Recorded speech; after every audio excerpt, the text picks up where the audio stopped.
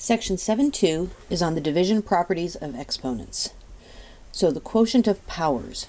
So to divide two powers that have the same base, you want to subtract the exponents. Remember in the last section when we multiplied two powers that had the same base, we added the exponents. Now if we're dividing them, we're going to subtract the exponents. So a to the m divided by a to the n is the same as a to the m minus n. So x to the fifth divided by x to the third is x to the 5 minus 3, which is x squared.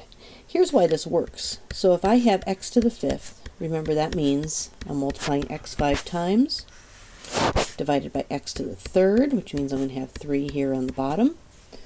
So I can simplify by canceling out this one and that one, that one and that one, that one and that one, and that's going to leave me with x squared. So instead of writing out all of those x's every time, just subtract the exponents. Here's an example. So let's simplify a to the fifth, b to the fourth, divided by a times b squared. So what I want to do is subtract the exponents. So a to the fifth divided by a, and this is like an a to the 1, so that's going to be a to the 5 minus 1, or a to the fourth.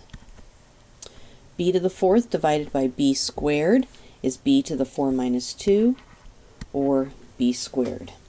And remember, by the rules that we set up in the last video, an expression is simplified if each base appears only once. So even though in my original problem I had two a's and two b's, in my final solution I can have only one a and one b.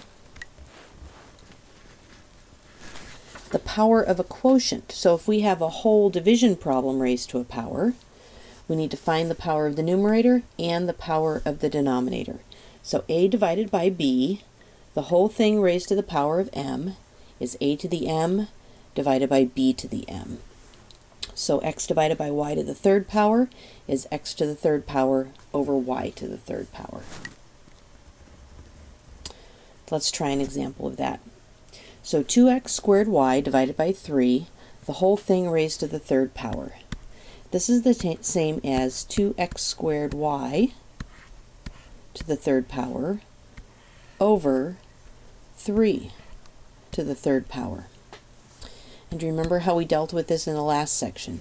This is going to be 2 raised to the third power, which is 8, x squared raised to the third power, multiply the exponents here, x to the sixth, and y to the third power, and that's over 3 to the third power, which is 27.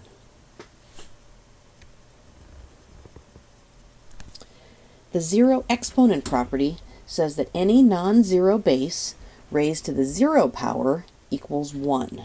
So a to the 0 equals 1. 7 to the 0 equals 1. X to the 0 equals 1. Whatever you have in parentheses raised to the 0 power equals 1. So why is this true? So if I had something like x to the fifth divided by x to the fifth, and then following my property about dividing powers, that would be x to the 5 minus 5, which is going to give me x to the 0, because 5 minus 5 is 0. Well, look back at our original statement here. X to the fifth divided by x to the fifth. Remember that anything divided by itself is equal to 1. 3 over 3, 5 over 5, a million over a million equals 1. So that's why we can say anything raised to the 0 power is equal to 1. Here's a couple examples. Simplify each expression. Negative 243x to the fifth y cubed, the whole thing raised to the power of 0. Because the whole thing is raised to the power of 0, that just equals 1. Number 2, x to the fifth y cubed z to the 0 over x squared y squared. Well, I can just think of, basically, I can just ignore this z to the 0 because that equals 1. So let's deal with our x's. X to the fifth divided by x squared is x cubed. Remember, subtract your exponents. Y to the third divided by y squared.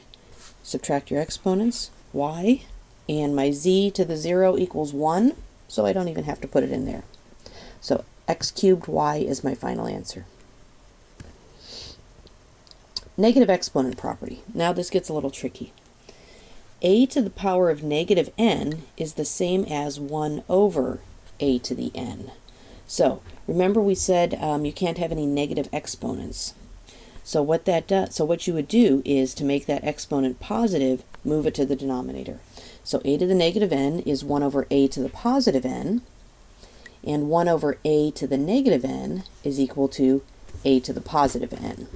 Here's an example. X to the negative third is 1 over x to the third, and 1 over x to the negative third is x to the third. So we don't consider an expression simplified if it has a negative exponent.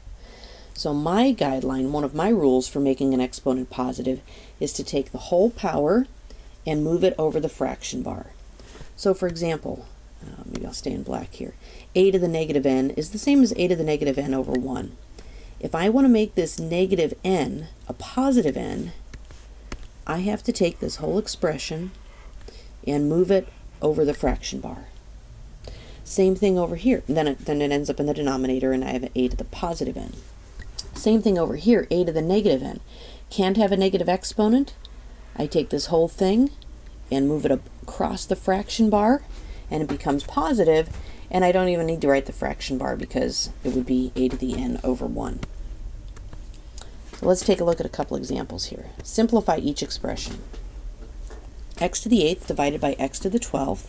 So following my rule from the beginning of this section, I would subtract the exponents. 8 minus 12 is negative 4, so that would give me x to the negative 4.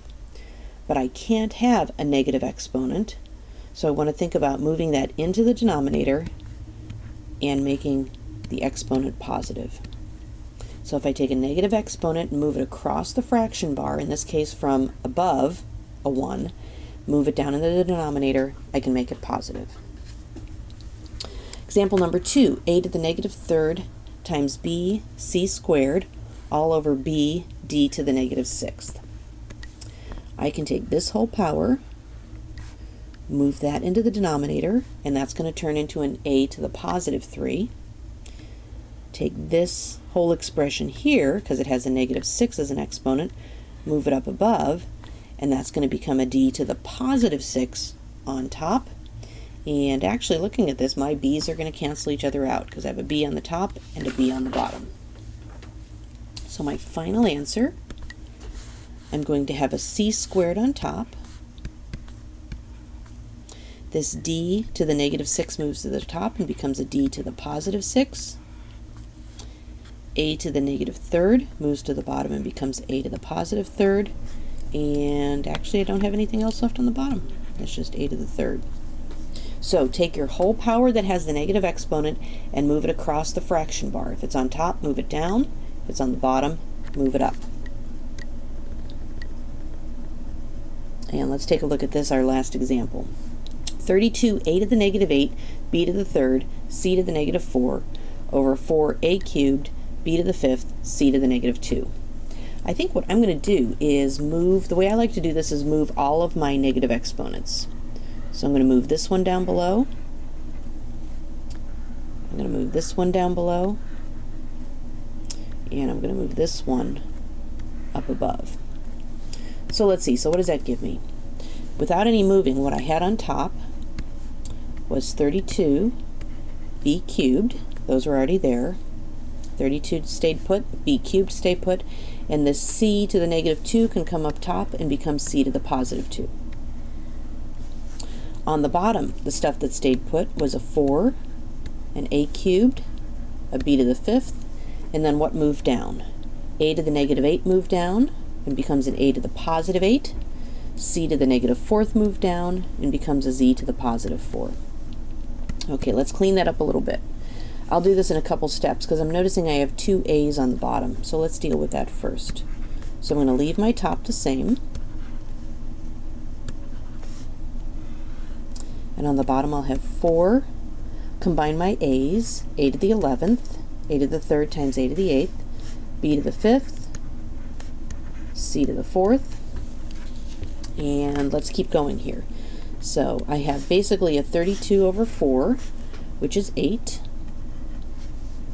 Looking at my a's, I don't have any a's on top, so I have an a to the 11th. I have b to the 3rd on top, b to the 5th on the bottom. That's going to leave me a b squared on the bottom. And c squared over c to the 4th is going to leave me with the c squared on the bottom. I'll rewrite this so it looks a little bit neater. And that's how you simplify that. Remember, you can't have any negative exponents. The best way to deal with them is to move them over the fraction bar and make the exponent